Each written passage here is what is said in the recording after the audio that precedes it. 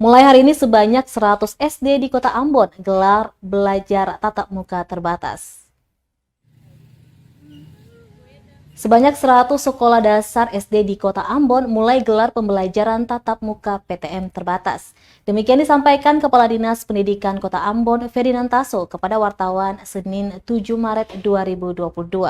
Taso menjelaskan protokol kesehatan pun dilakukan sesuai dengan SKB 4 Menteri yang terbaru.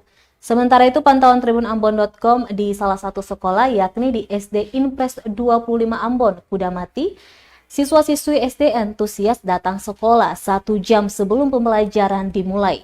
Pembelajaran dibagi dalam 2 shift, yakni shift pertama pukul 8 pagi dan shift kedua pukul 10 pagi. Para siswa pun wajib datang 30 menit sebelum kelas dimulai. Sebelum masuk kelas, siswa-siswi SD diukur suhu tubuh, juga mencuci tangan sebelum dan sesudah kelas.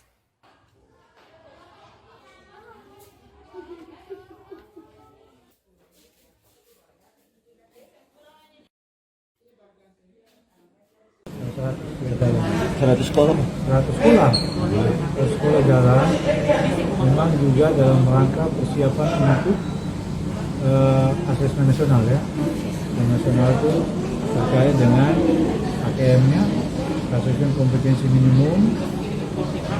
Di dalamnya itu mencakup literasi dan numerasi maupun survei karakter ya.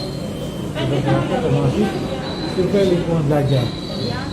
Sehingga tanggal 21 sampai 23 itu pelaksanaan asesmen nasional.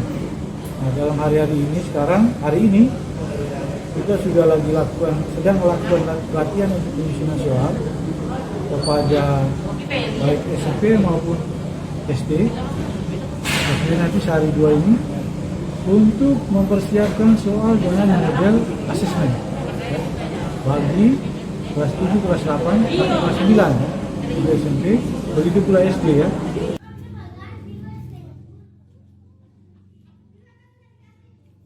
Terima kasih sudah nonton. Jangan lupa like, subscribe, dan share ya.